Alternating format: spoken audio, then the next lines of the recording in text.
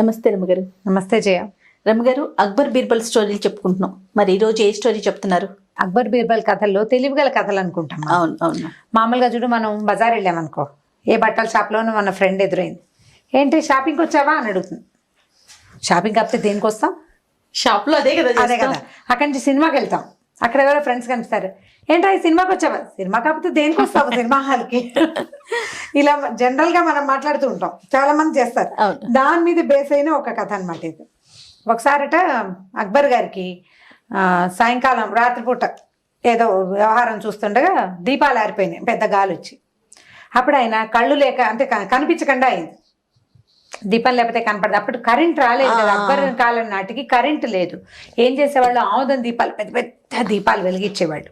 ఆముదం ఎక్కువసేపు ఉంటుందండి. ఆముదం స్లోగా కాలుతుంది దీపం. ఆముదపు దీపాలు వెలిగించేవాళ్ళు. తర్వాత ఏం చేసేవాళ్ళు అంటే పెద్ద పెద్ద మణులు గోడల మీద అక్కడ పెట్టేవారట, అద్దాలు అవి పెట్టేవాళ్ళు. ఈ దీపపు వెలుగు అద్దాల మీద పడి కొంచెం రిఫ్లెక్ట్ అయిపోయి హెచ్చుగా కనపడుతుంది కదా, అట్లా మేనేజ్ చేసుకునేవాళ్ళు. పెందరాళ్ళే పడుకునేవాళ్ళు. రాత్రిళ్ళు పెద్దగా వ్యవహారాలు నడిచేవి కాదు అప్పట్లో. ఏదైనా కొద్దిగా రాత పనులు అవి ఉంటే ఏదో చిన్న దీపాల వెలుగులో చేసుకునేవాళ్ళు. అప్పటికి కిరోసిన్ కూడా లేదు బహుశా, ఆముదము వాటితోటే నడిచేది. అయితే ఈ దీపం వెలిగిపోయింది, దీపం లేదు. ఆయన కళ్ళు మూసుకుని కాస్త మెల్లిగా ఏం చేశాడు, చీకట్లో అట్లా అట్లా తడుముకుంటూ నడిచి పక్క వైపుకు వెళ్ళాడు, పడుకున్నాడు. ఆలోచన వచ్చింది ఆయనకి. ఏమిటి కాసేపు వెలుగు లేకపోతే ఇలా ఇంత గాఢాంధకారంగా ఉంది జీవితం, అంధుల పరిస్థితి ఏమిటి? అసలు మన రాజ్యంలో గుడ్డివాళ్ళు ఎంతమంది ఉన్నారు, వాళ్ళంతా ఎలాంటి బాధలు పడుతున్నారో ఆయనకు తెలుసుకోవాలి అనిపించింది. రాత్రి అనిపించింది. తెల్లవారాక ఏం చేశాడంటే ఆయన కొలువులోకి వెళ్ళిన తర్వాత, మన ఊళ్ళో గుడ్డి వాళ్ళు ఎక్కువ మంది ఉన్నారా, మామూలు వాళ్ళు ఎక్కువ మంది ఉన్నారా, అసలు గుడ్డి వాళ్ళు ఎంతమంది ఉన్నారు, ఈ వివరాలు చెప్పండి ఎవరైనా అన్నారు. అనేసరికల్ బీర్బల్ అన్నాడు, గుడ్డి వాళ్ళు ఎక్కువ ప్రభు అన్నాడు. అనేసరికి అదేమిటి, మన ఊళ్ళో అంతమంది గుడ్డి వాళ్ళు ఉన్నారంటే బోల్డ్ అంతమంది ఉన్నారు ప్రభు. నువ్వు ఎలా చెప్తావు అంత గట్టిగా? మిగిలిన వాళ్ళు అన్నారు, అంతమంది వెళ్ళారండి. వృద్ధులు కొంతమంది కనిపిస్తారు, వృద్ధాప్యం వల్ల కళ్ళు పోయిన వాళ్ళు ఒకటి, పుట్టుగుడ్డి వాళ్ళు కొంతమంది. బీర్బల్ గారు ఏవో దొంగ లెక్కలు చెప్తారండి, కాకి లెక్కలు, ఆయన పట్టించుకోకూడదు. అంటే బీర్బల్ ఏదైనా మాట్లాడితే దానికి ఒక అర్థం ఉంటుంది. కాబట్టి ఏమన్నాడు అక్బర్ గారు, ఇదంతా కాదు బీర్బల్, నువ్వు ప్రూవ్ చేయగలవా ఎంతమంది ఉన్నారో, లెక్కలు ప్రకారంగా పేర్లు రాసి చెప్పగలవా అంటే 2 రోజులు టైం ఇవ్వండి చేస్తానన్నాడు. ఇవాళ ఆ రోజు కొలువు అయిపోయింది. రేపు మధ్యాహ్నం, రేపు పొద్దున 11 గంటలకు ఆయన ఇంకా కొలువుకి రాల. 2 పని వాళ్ళని పెట్టుకుని ఒక చౌరస్తాలో కూర్చున్నాడట. కూర్చుని ఏం చేస్తున్నాడు, చెప్పులు కుడుతున్నాడు. బీర్బల్ గారు శాకాహారి, బ్రాహ్మడు అని కూడా చెప్తారు కథ ప్రకారం. పండిత్ అని పిలిచేవాళ్ళు. ఆయన ఏదో కాశ్మీరీ పండిట్లో లేకపోతే ఎక్కడ వాడో ఒక పండిట్ వంశానికి చెందినవాడు ఆయన. ఇప్పుడు ఆయన చెప్పులు కుట్టడం అనేది, చెప్పులు కుట్టడం ఒక వృత్తి కదా, ఆయన ఎందుకు కుట్టాలి? కుల వృత్తి ప్రకారం చేసుకునేవాళ్ళు కదా అప్పట్లో. చెప్పులు కుడుతుంటే రోడ్డు మీద పోయే వాళ్ళంతా, పండిట్జీ ఏం చేస్తున్నారు మీరు, బీర్బల్ గారు మీరు ఏం చేస్తున్నారు అని అడుగుతున్నారు. ఈయన చెప్పులు కుట్టుకుంటూ పక్కన 2 మా పని వాళ్ళని పెట్టుకున్నారు. చేరుకో పుస్తకం ఉంది, వాళ్ళు ఏమిటో రాసుకుంటున్నారు, ఈయన చెప్పులు కుడుతూనే ఉన్నాడు. అందరూ అడుగుతున్నారు ఆయన్ని. సాయంకాలం 3 4 అటు వచ్చినటువంటి అక్బర్ గారు గుర్రం మీద వస్తూ, బీర్బల్ క్యా కర్ రహే హో అని ఆయన కూడా అడిగాడు.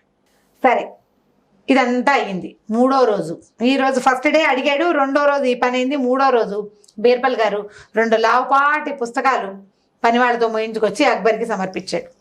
ఇదంతా మన ఊళ్ళో ఉన్న గుడ్డి వాళ్ళ లిస్టు అని చెప్పాడు. పుస్తకం తీస్తే బోలెడు పేర్లు కనపడుతున్నాయి. బాగా పేజీలు తిప్పాక అక్బర్ తన పేరు కూడా కనపడింది అందులో. ఇదేమిటి బీర్బల్, నా పేరు కూడా రాసావు, నాకు కళ్ళున్నాయి కదా అంటే, అదేమిటి ప్రభు, కళ్ళు ఉండటం కాదు, కళ్ళుండి చూడలేని వాళ్ళని గుడ్డి వాళ్ళని. మొత్తం ఊళ్ళో ఉన్న జనం అంతా అందరికీ తెలుసు నేనేం చేస్తున్నాను, అందరికీ తెలుసు. చూసి నువ్వేం చేస్తున్నావు అని ప్రతి వాళ్ళు అడిగారు. మీరు కూడా అడిగారు, నీకు తెలుస్తుంది కదా నేను చెప్పులు కుడుతున్నానని. బీర్బల్ చెప్పులు ఎందుకు కుడుతున్నావు నువ్వు అని అడిగితే బాగుంటుంది. ఒక్కళ్ళు కూడా ఆ మాట అడగల. మీరేం చేస్తున్నారు అని అడిగారు. నేనేం చేస్తున్నానో చూసి అర్థమయ్యి కూడా అడిగారంటే వాళ్ళకి చూపు లేదని అర్థం. మన ఊళ్ళో చూపు లేని వాళ్ళు ఇంతమంది ఉన్నారు జాపన అన్నాడు. అక్బర్కి నవ్వొచ్చింది. నేను అడిగింది ఇలా కాదు, నేను అడిగిన ప్రశ్న, నాకు రాత్రి జరిగిన అనుభవం వల్ల నేను ఇలా అడిగానంటే, ఆయన ఏమన్నాడంటే, గుడ్డివారు అంధులు కొంతమంది ఉంటే వాళ్ళకి ఏదైనా ఉపకార వేతనం ప్రకటించండి. వాళ్ళ లిస్టు తెలుసుకోవడం వల్ల మీకు ఉపయోగం ఏముంది? మీరు ఒక రాత్రి చెవుళ్ళైపోయారంటే రోజు చూస్తున్నారు, ఒక రాత్రి చూడలేకపోవడం వల్ల మీకు దిగులు, భయము, బెంగా కలిగినాయి. చిన్నప్పటి నుంచి చూడలేని వాడికి ఏమి ఉండదు, హాయిగా ఉంటాడు, వాడి దారిని వాడు తిరుగుతాడు, ఎక్కడికి కావాలంటే అక్కడికి జామని వెళ్ళిపోతారు. మీకు చేత కాలేదు వెళ్ళటం, ఎందుకంటే మీకు ఫోకస్ లేదు, అలవాట్లేదు కదా. వెలుతురులో చూడడం అలవాటు పడి ఉంటాం వల్ల మీకు కష్టంగా అయింది, వాళ్ళకేం కష్టం కాదు. కానీ అందులకి ఏదైనా ఒక వేతనం, ఒక ఉపకార వేతనం, ఒక సహాయాన్ని అందించమని చాటింపు వేయండి. కానీ లెక్కలు తెలుసుకోవటం వల్ల ఏం ఉపయోగం లేదు. ఇప్పుడు నేనేం చేస్తున్నానో తెలుసుకోవటం వల్ల ఎవరికైనా ఉపయోగం ఉందా? చూసి ఏంటి బీర్బల్ చెప్పులు ఎందుకు కుడుతున్నావు నువ్వు అని అడిగితే సరిపోయేది. ఒకళ్ళు కూడా అడగలేదు. చూపుండి కూడా కళ్ళుండి గుడ్డి వాళ్ళు మీరంతాను అన్నాడు. తెలివితేటలు వాడండి అని చెప్పండి, తెలివి వాడండి, ఫోకస్డ్ గా ప్రవర్తించండి అని.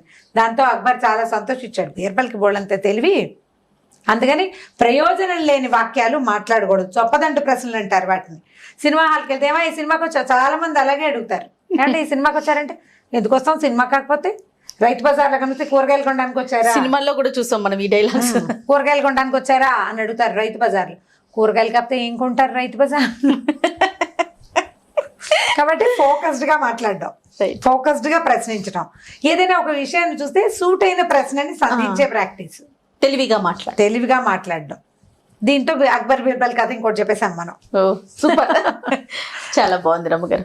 ఇంకొక వీడియోలో మళ్ళీ కలుద్దాం. తప్పకుండా చేయండి. ఈ వీడియో కనుక మీకు నచ్చినట్లయితే లైక్ చేయండి, షేర్ చేయండి. మరిన్ని వీడియోస్ కోసం మా ఛానల్ని సబ్స్క్రైబ్ చేసుకోండి.